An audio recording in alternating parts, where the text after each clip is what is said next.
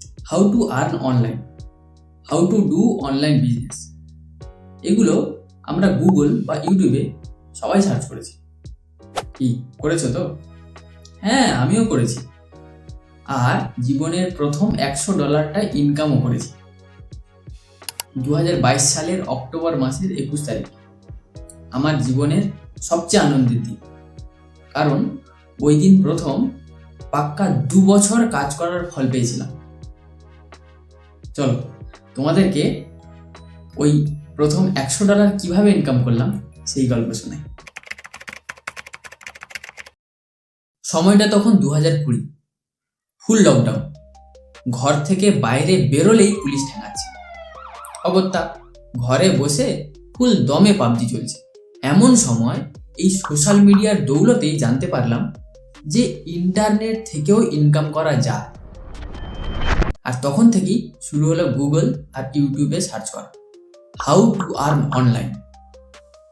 মাথায় যেন ভূত চেপে বসল, ইন্টারনেট থেকে ইনকাম করেই ছাড়ো। হ্যাঁ, এর পিছনে একটা বড় কারণ আছে। সেটা হলো 2019-20, প্রায় 1 বছর আমি এক্সরে টেকনিশিয়ানের জব করেছি। 18 বছর বয়সে টাকার গন্ধ লেগে গেছে। তাই যেন ওই টাকা ইনকাম করার ভূতটা মাথায় আরো জোর করে আঁকড়ে চেপে ধরে বলি। যাই হোক, অনেক ভিডিও, আর্টিকেল ইত্যাদি দেখে জানতে পারলাম যে ইন্টারনেট থেকে ইনকাম করার অনেক পদ্ধতি আছে। তার মধ্যে একটা হলো ব্লগ ওয়েবসাইট চালানো, যেখানে কন্টেন্ট লিখে পোস্ট করে ডলার ইনকাম করা যায়। আর এটা খুবই কম খরচা সাপেক্ষ। শুরু করলাম প্রথম ব্লগ। আর এই প্রথম ব্লগ শুরু করে জানতে পারলাম যে কন্টেন্ট লেখা যা তা ব্যাপার না, অনেক সময় সাপেক্ষ ব্যাপার।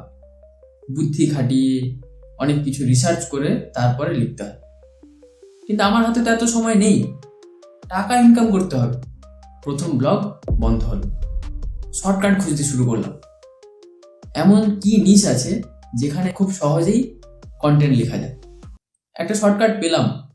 শুরু হলো আমার সেকেন্ড ব্লগ fast2lyric.com, যেখানে সমস্ত বলিউড গানের লিরিক্স প্রোভাইড করতাম।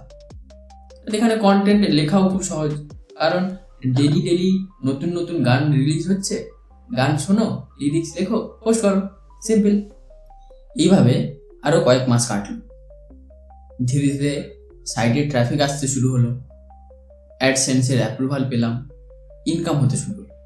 হ্যাঁ, ইনকাম শুরু হলো মাসে $4 থেকে $5।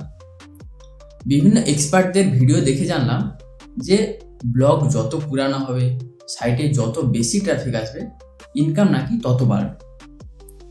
নিয়মিত পোস্ট লিখতে শুরু করলাম। এভাবে আরো 6 মাস গেল, কিন্তু ইনকাম আর বাড়ল না। তখন ব্লগিং সম্বন্ধে আরো পড়তে শুরু করলাম। জানলাম যে কন্টেন্ট এসইও ফ্রেন্ডলি হওয়া উচিত। আমি তো কিছুই জানি না। যাই হোক, এসইও শিখতে শুরু করলাম। কিভাবে কন্টেন্ট লিখতে হয় সেটা শিখতে শুরু করলাম। আরো বিভিন্ন টেকনিক্যাল জিনিসপত্রও শিখলাম।